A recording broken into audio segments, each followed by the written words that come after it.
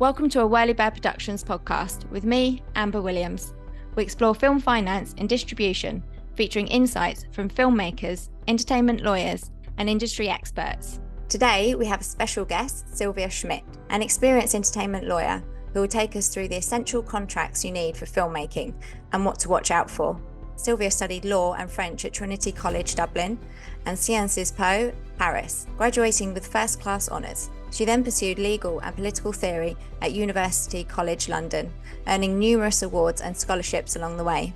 After training in finance law at Clifford Chance, Silvia followed her passion for film, joining Sheridans and specialising in media and entertainment law. She later worked as an in-house film finance lawyer at Ingenious Media, the UK's largest private film financing company at the time. Since 2019, Silvia has been a freelance lawyer and consultant, helping clients from all corners of the entertainment industry. Join us today as Silvia shares her expertise to help you navigate the complex world of film contracts. Can you tell us a bit more about yourself, how you came to entertainment law, and what your job involves? Yeah, absolutely. Not ashamed to admit that I wanted to be a filmmaker and I wanted to study film, but then my mom sat me down when I was 17 and talked me into studying law instead of film. Then I realized that you can actually be a film lawyer. So as soon as I was able to specialize, I specialized into film law. So I trained as a lawyer in England and then specialized 10 years ago now. In film and TV law. First, I worked for a boutique film and entertainment media law firm, and then I worked in-house for a number of years at a big financing company. And then in 2019, I decided to set up my own shop, and that's what I've been doing since then, pretty much. Brilliant. So you've got plenty of experience then. And your mum must be very proud, so that's good. It's always good to make your parents proud, isn't it? Yeah, well, actually, she claims that she can't remember that conversation. So for me, it was a life-changing conversation. She's like, no, I didn't mean it like that. You could have studied anything. That's not what I said. Great, that's my life now. Well, I think it's a fantastic job and really, really interesting. So, and you're very accomplished. So, and thank you very much for coming on the show and sharing your knowledge. Really looking forward to what you have to say. It's going to be really helpful to the viewers. So let's jump in. What have you got to say? What are you going to teach us? Yeah, absolutely. So what I brought along is a little presentation, which I'm happy to share with whoever think it might be helpful for whatever they're doing. I think usually what filmmakers, particularly when they start out, think about is I've got this idea. I'm just going to get my mate together, make a little film, and off we go, show it on the big or the small screen. However, in practice, it's very much not a linear line from idea to film, but a bit of a wiggly merry-go-round, trying 10 different ways to finally make something. To finally make one of the ideas reality, turn one of the ideas to reality. And so roughly, I think you can split the development of a film into different stages.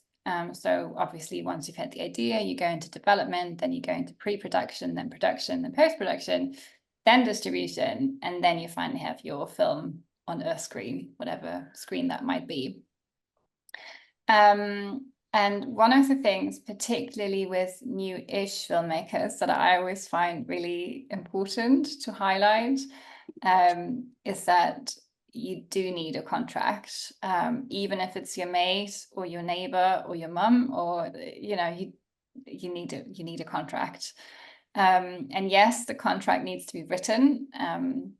There are some filmmakers who do a bit of Googling and they find out that you can have an oral contract, which, yes, that is true. However, with an oral contract, you don't have proof that it exists. It'll come back to like my conversation with my mum of I said this, no, you said that. Good example. That was played out nicely. And the other thing is that there are some exceptions, and those exceptions also apply to copyright. So when you're transferring copyright, which you do in a film, then it must be in writing. The other thing that I see is filmmakers Googling contracts and downloading whatever they can, which I completely understand because people like me aren't cheap. I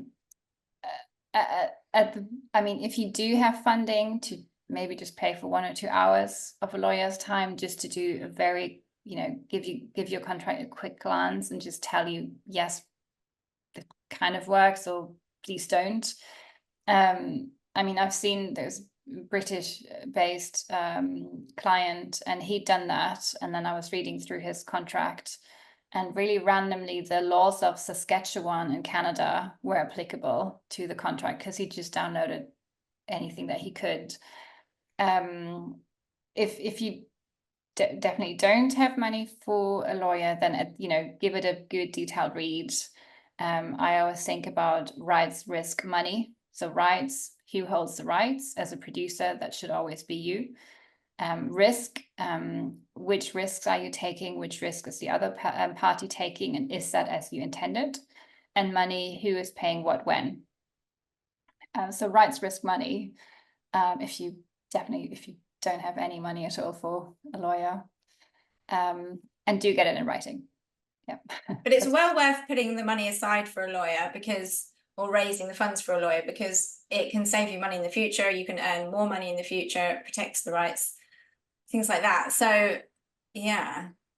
Yeah, absolutely. And just another example, a client came to me for adaptation of a project, and they'd been using the same contract for a number of years because I got it at some point in the past, and they were just reusing it, which can work out fine. It's just in this case, unfortunately, they thought that for the past 2 to 3, 4 years, they'd also been optioning stage rights, but the contract didn't mention stage rights at all. And so they didn't have any of the rights that they thought they'd always been getting. And so just being very clear on what rights do you need, or anything, like being clear on what you want the contract to do. And then, getting a lawyer just to double check, does this contract do the kind of things that I need it to do? And maybe it's also worth saying that when you do approach a lawyer, you will be saving yourself legal fees if you are clear on those points. So if I'm sent a contract, I don't know, script writer's agreement for the writer, and then the writer tells me, look, I've agreed to provide them with a treatment and then a first and a second draft for X amount of money. Can you check that this is what the contract does? And can you check that there isn't anything else untoward in the contract? I should be able to do that in 1, maybe 2 hours. And then that just gives you the comfort that you're not missing out on anything else, like, I don't know, future rights to your future place, or anything that you haven't commercially agreed. So if you do have the funds, then I think it's worth investing in a couple of hours. Yeah. I had a friend once who was working with this investor. They wanted him to sign this contract, and it was to do with the project that he had going on at the time. But in the contract, it said that these people would own the rights to everything they made creatively going forward. So whether it was a film, book, video game. So you do need to be careful. It's, the rest of your creative life you're sending away. So not that we want to scare you. But these contracts can be quite difficult to read sometimes as well. So it's definitely worth getting a helping hand. Absolutely, yeah. And so I think maybe we can now move on to, so as I said, I've split out the process from idea to film into these different stages. And now that we've established that it'd be best to have a contract, I've also got a list of the most common contracts that you'd be facing as you go through your project. And so in the development stage, you're very likely to come across option agreements, and a script writer agreement and an assignment agreement. And so the option agreement, typically you'd need if, for example, you've read a book and you want to option, if you're the producer and you've read a book and you want to adapt the book for the screen, you'd get an option agreement. But you can also do that with anything else that you've seen. So I've seen option agreements for a newspaper story. I've seen option agreements for life rights. I've seen option agreements for, I think now I'm working for an audiobook that will be turned into a documentary. So any idea, anything that's sort of already been published or that's already out there, and you think you want to have a go at adapting for the screen, you'd typically get an option agreement for that. And what the option agreement does is it gives you literally the option of trying to turn this project into reality. And typically in an option agreement, you'd have an option period, sometimes several. I've seen up to 3 option periods for a certain fee.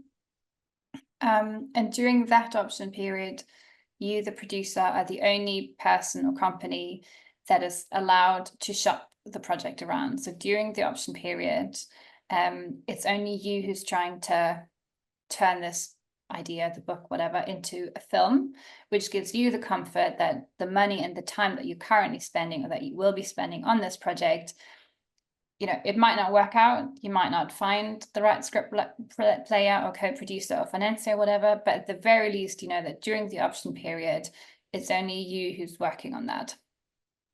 Maybe a quick side note, there's also something called a shopping agreement, where you might not be the only person working on this, but let's just stick with the option agreement for now.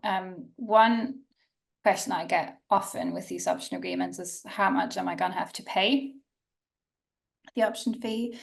Unfortunately, I have seen anything from £1 to quite a lot more.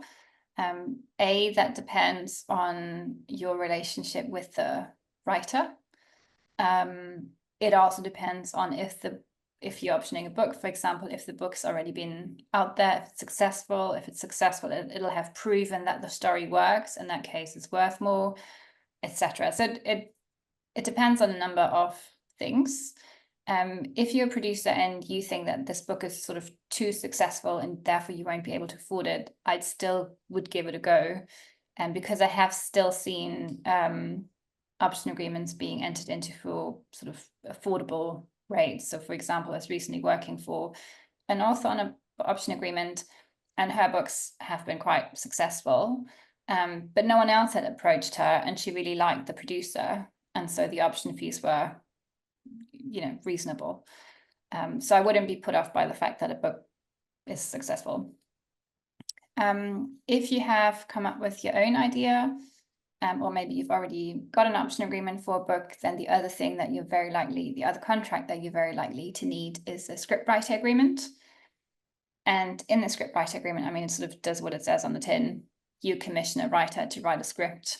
And with those scriptwriter agreements, I think what's most important is to be really clear on what exactly is the writer going to write, how many revisions, how many polishes, are revisions and polishes included in the fee.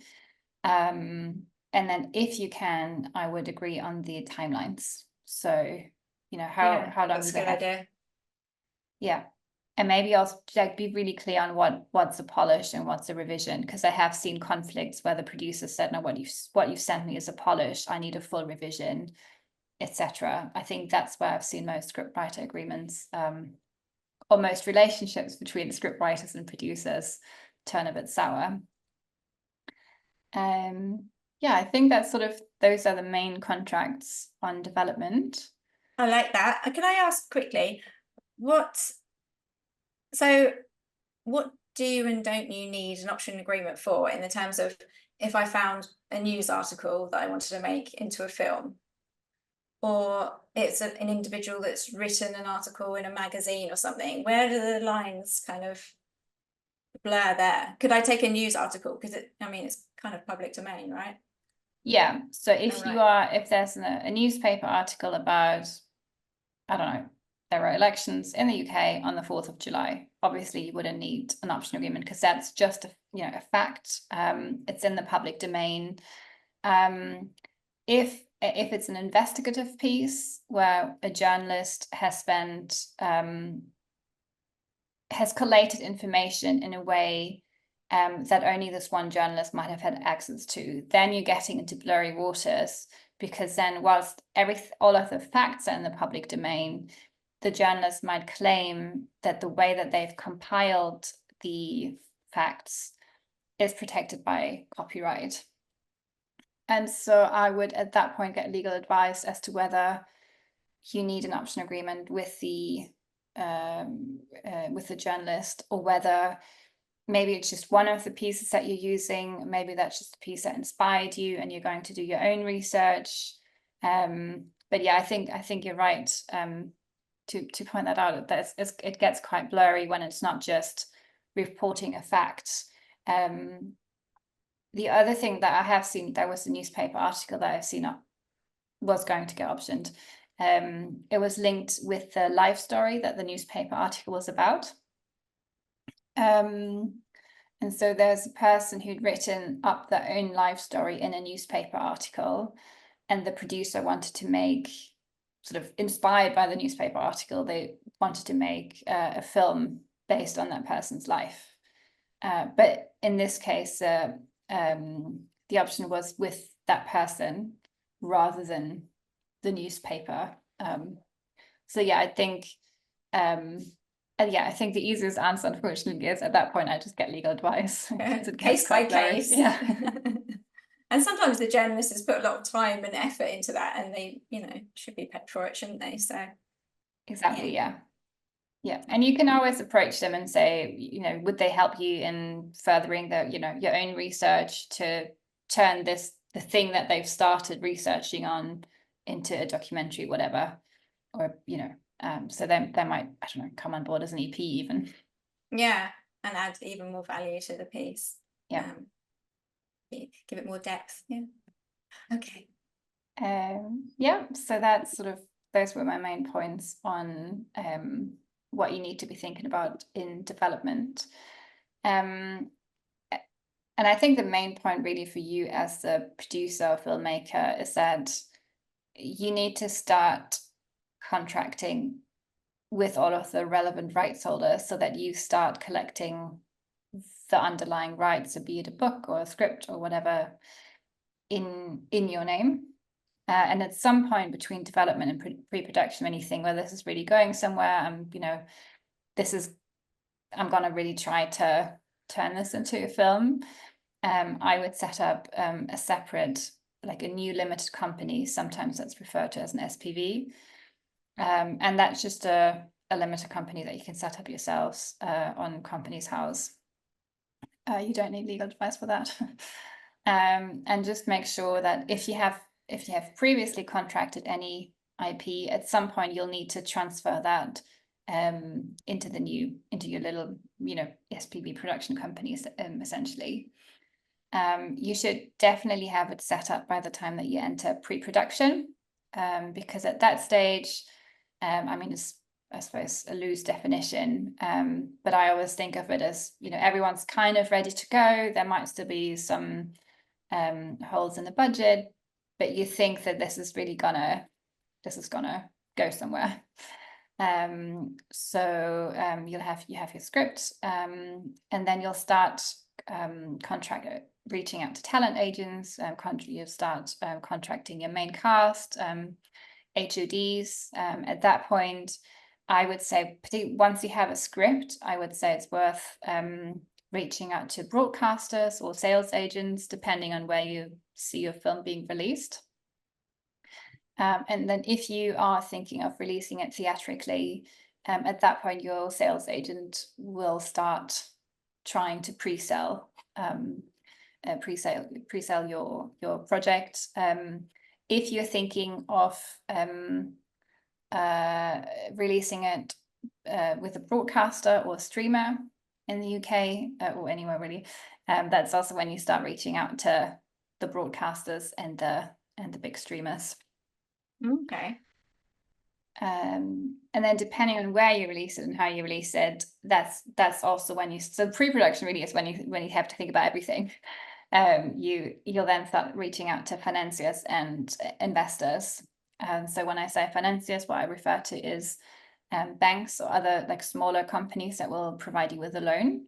And then investors could be soft money from a public funder, or it could be equity funding. And usually in the film industry, when anyone refers to equity funding, it's basically just at-risk money that an investor very kindly puts forward and hopes to get back from sales, but it's not a loan, so it is at-risk money, which obviously is something that every producer dreams of, because if you don't sell your project, you don't necessarily have to repay the money. But it's incredibly hard to get. So unless you have a rich uncle or aunt or contacts, that's quite hard.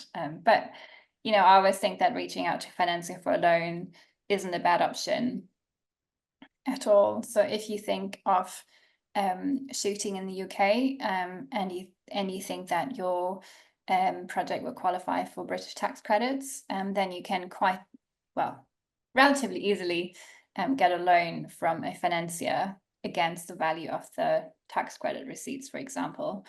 Or if you're pre-selling, same thing, you get a loan against the value of the pre-sales or even the commissioning agreements. I mean, I've seen broadcasters that used to finance in the UK, that used to finance throughout production, have now changed their payment terms such that I've seen producers still require a loan against the value of the commissioning agreement, which is a real shame. Yeah. Because when you're in the lucky position to have been commissioned by a broadcaster, you know, the idea really should be that you get funded throughout production. But yeah, it doesn't always work out like that. Is there anything of the points I just talked about that you think might be worth going into more detail about, or anything else that might need clarifying? I think that's good. Yeah, straight off the bat, I think, yeah, you're not nice and detailed, so yeah, that's good. Okay, thank you.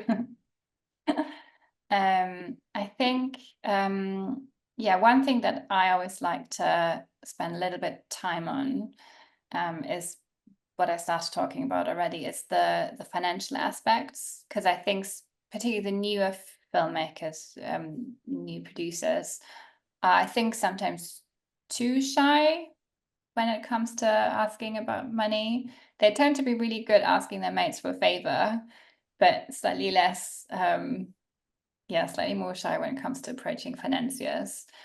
So yeah, as I mentioned, if there's any kind of money like tax credit receipts, it could also be foreign tax credit receipts. So if you're shooting, I don't know, in Malta, you can still get a British financier to finance, like provide you with a loan, and the loan would be in the same value as the Maltese or British or whatever other tax credits, or like 95% of that. So, or if there's pre-sales or a commissioning agreement or an agreement with the streamers, you can approach financiers and say, look, I've got, I don't know, £500,000 coming in at a later stage, and I have a contract to show that that money will be coming in.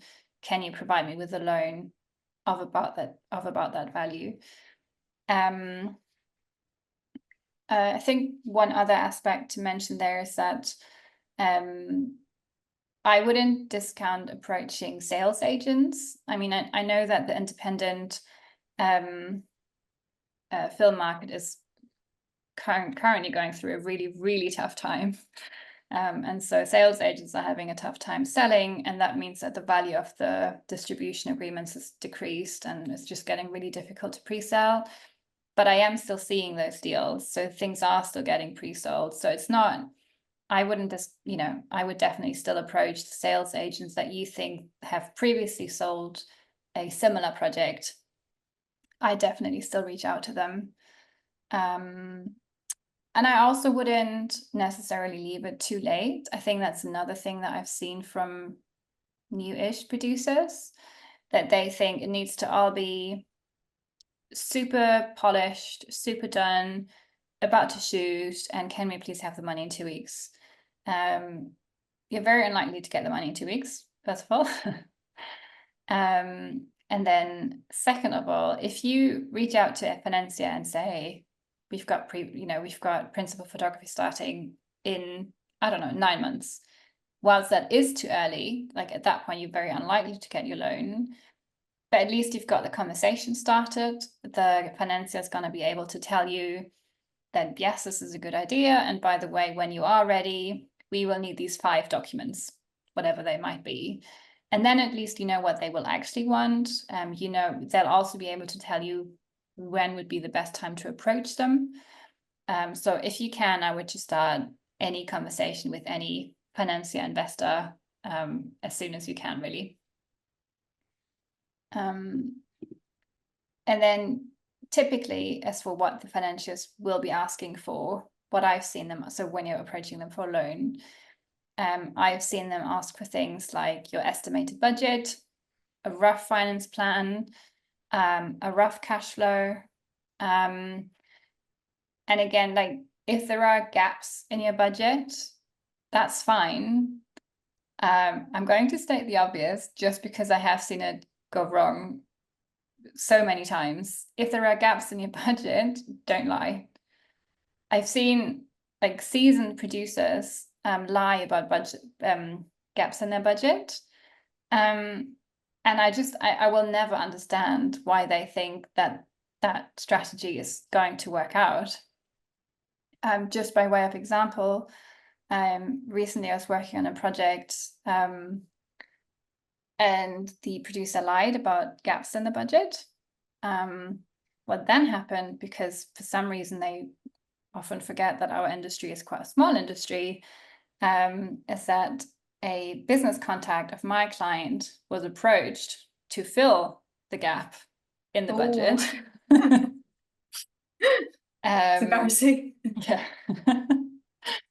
And so obviously, you know, my client pulled away and is not sure whether they will be working with this particular producer ever again, because if you are lied to, then our industry runs on trust, and if you break that trust, I don't understand and will never understand why producers think that lying about anything or gaps in the budget in particular is going to be helpful. No, it's just stressful, and you're putting the project at risk, aren't you? Exactly. And that also goes for other things. So I've seen you know, the underlying contracts that we talked about earlier, what's usually referred to as chain of title. I've seen producer not disclose gaps in chain of title because they thought, well, no one's going to notice them. But when a financier or streamer, depends on the streamer, but usually there's another party further down the line that will review chain of title as well. And the last thing, which is what happened on that project, that you want to happen, is that you're 1 week before principal photography, you're about to get your big loan, and then the financier's lawyer sees a gap in the chain of title, and then you need to go back to the original writer. And at that point, the writer knows that they can ask for pretty much anything, because if they don't say yes at that particular point in time and very quickly, the whole project will fall apart. Wow. So yeah, it's a bit sad that I'm having to say this, but yeah, just don't lie. And it gives the whole industry a bad reputation, really. You don't want to be part of that. Exactly. Yeah. And often what I do think is that often people will be willing to help. I mean, you know, with gaps in the budget, when you're speaking with one person for, say, a loan, that person is very likely to have contacts in the industry that might be able to provide you with equity funding or, you know, funding for a foreign tax credit or something. So I would always just, you know, ask, be open and ask. In my experience, that tends to give better results than lying. But yeah, that's just my opinion. Yeah, I'm with you for sure. Yes. And so I think that's pretty much quote unquote all that you'll need to think about. So you have your idea, then you go into development, you try to get the rights that you need. So if you're optioning a book, it's the book, or if you have your own idea, then you get a script writer to write the script. At some point during development, towards the end of development, depending on which kind of funding you go for, you start speaking with public funders, broadcasters, sales agents, financiers, etc. And yeah, and in the development stage, I think the one thing to look out for is, am I getting all of the rights that I will need to actually make this film? And then in like pre-production really is the phase where you need to get all of your contracts, all of your money, and you do need all of your contracts. So don't put off getting cast and crew signed up. They do need to have signed their contract before the cameras start rolling. I should have said this before, but I have seen producers kind of trust cast and crew that they'll sign the contract because everything was getting too hectic before the camera started rolling. And then they trusted that the cast and crew is going to sign afterwards. Obviously, not all of them do. And then you've got a real problem because, as I said at the very beginning, you do need your copyright transfers to be in writing. So yeah, pre-production is the phase where you get all of your contracts. And then hopefully that should mean that once you're in production and even post-production, you shouldn't need your lawyers anymore because you'll have done your due diligence, you've got your underlying rights, you've got your cast and crew, you might have your sales agent or broadcaster, whoever else on board. And so during production, if you're having to call your lawyer during production, then that's a really bad sign. And thankfully, I've only been called once or twice, which is by those producers who trusted that cast and crew would sign afterwards. And then they fell out with their cast and crew, and then it was a real nightmare. And that's pretty much it. So that's Brilliant. Yep, all of the contracts that you need in, I don't know, 40 minutes. So how do kind of entertainment lawyers do their pricing? Do they do it hourly, or is there like a package deal, so to speak, for the entire film? Or yeah, and how do you differentiate between a good lawyer and a perhaps not so good lawyer? Yes, so for the packaging, you should definitely get your lawyer to package when you come to pre-production. So when you know that you have a production budget, you should include your legals in the production budget. And at that point, you'll be able to say to your lawyer, look, I'll need, I don't know, 2 investment agreements, then cast and crew, and maybe, I don't know, broadcasting, commissioning agreement, something. But it should be, at that point in pre-production, you have a very clear list of the contracts you need. And you can then include, you'll get a quote, and it should be fixed if possible. I mean, most lawyers will caveat it, but it should be as fixed as possible so that you can just include a fixed number in the budget and you know that that's it in terms of legal fees. And I've seen, I think, pretty much all law firms do that, and sole practitioners as well, because they, like, when they're experienced in entertainment law, they should know that you need something fixed in the budget. During development, so when it comes to writers' agreement, there's kind of, option agreements. It's a little bit harder to cap depending on what it is that you need, because development is such a fuzzy phase. If you don't know whether it's going to go ahead, there might be more contracts that come up. And so a lot of lawyers will just charge by the hour.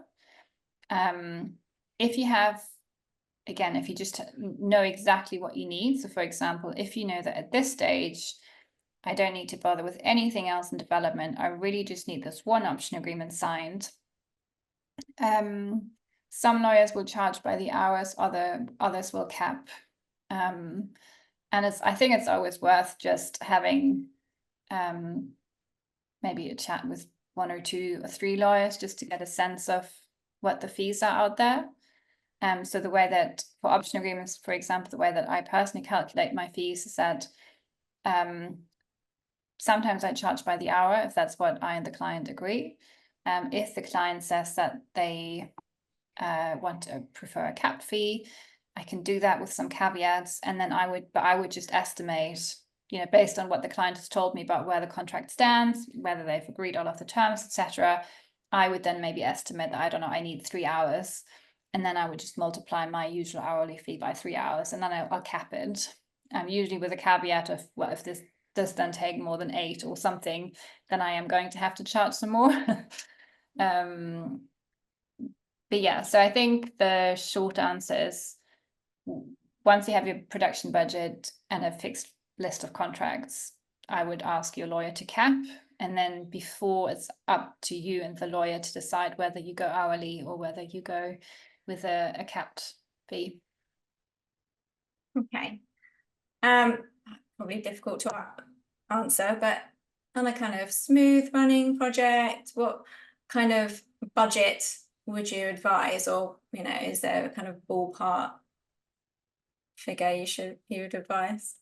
It really depends on how many, if there are many investment agreements or loans involved, or if it's a co-production with another country, maybe. I mean, production legals, I would say, tend to be between 5 and 10% of the budget.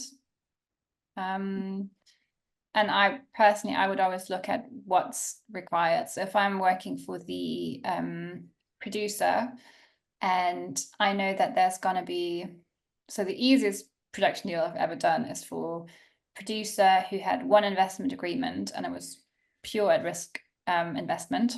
It's very lucky. So he had one investment agreement, and then cast and crew agreements, and I think some underlying rights agreements, and that was it.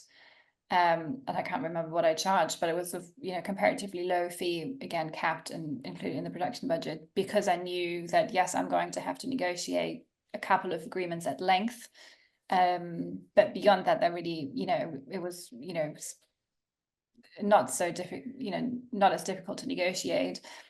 On a more complicated end of things is recently working on an international co-production where my client, and not a producer, was based in the UK. The producer was in the US, and they were going to shoot in Spain.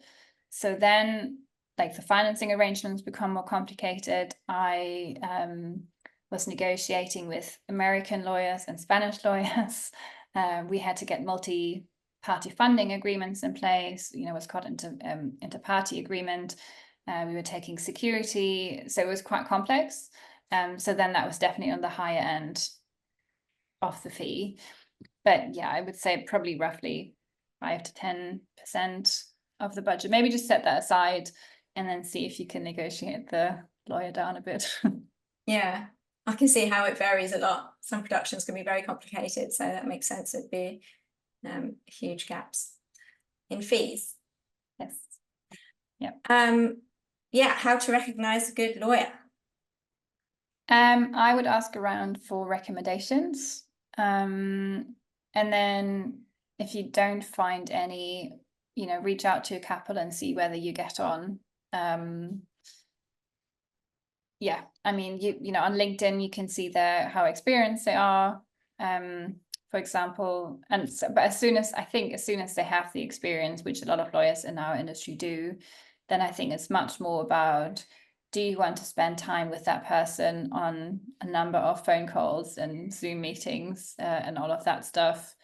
Do you trust them? And sometimes you trust someone who ends up disappointing you. Sometimes it goes well. But yeah, beyond recommendations, maybe testimonials, if they have any on their website. Definitely check out how much experience they have on LinkedIn or similar. I mean, yeah, just for myself, I think 90% of my clients come through referrals. So clients who have referred me on to other, to their friends and contacts. And I would say that that's probably the easiest or the safest way. Just because if you trust your friend and you get on with your friend's friends, you're probably also going to get on with their lawyer, that kind of thing. Yeah, that's good. I like that. How do people get in touch with you? What are your contact details? So they can get in touch with me on my website, which is silviaschmidt.org. So SilviaSchmidt. I'm also on LinkedIn, and yeah, they can set up. So my first call is always free. And any good lawyer's first call should always be free. So yeah, and then we'll see, you know, what advice the person needs and whether it is something I can help them. And sometimes I have told, you know, potential clients that this is something that they can do themselves to save themselves the legal fees. I do always try to limit the time that they have to pay me for. So for example, when someone approached me for an option agreement, I sent them a list of commercial terms that it would be, you know, kind of good for them to agree first. And I can give them some help and some guidance, and, you know, but just to keep the legal fees down, I give them a list of commercial terms, then they go away, negotiate them, and then they come back with the commercial terms agreed, and then all I need to do is focus on the agreement itself. I have also gone into the negotiations if that's what they wanted. So the other day I was working for a producer, and they really very much didn't want to negotiate directly with the writer because they wanted to keep their relationship sort of focused on the creative side of things. So in that case, you know, again, I'd offered them the sort of cost saving way of negotiating their commercial terms themselves, but they said that they wanted me to enter into negotiations with the writer and the writer's agent, which I then did. So I'm, you know, more than happy to do that, but I always try to offer ways to you know, be cost efficient, because I do realize that on a film budget, lawyers tend to be quite expensive. So I'm just gonna try to limit my own time as much as I can. That's brilliant. That's been really, really helpful. And I hope the audience have learned a lot. I'm sure they have, because it's definitely something that's requested, is the kind of information that you can provide, and especially when you lay it out so clearly as well, so, and detailed. Very grateful. My pleasure. Thanks very much for having me. I've always been thinking that there needs to be a more business focused film podcast, and that's what you're doing. So that's brilliant. I've been enjoying the podcast so far, and I'm sure that I'll be continuing to listen to it. So yeah, also thank you for the initiative and for finally providing us with the podcast that we needed. It's all right. I enjoy it. It's good. I get to meet people like you, so it's really nice. Thank you so much, Silvia. Thank you so much. We're very, very grateful. Thank you. And take care. All right. Thanks. Bye. Bye.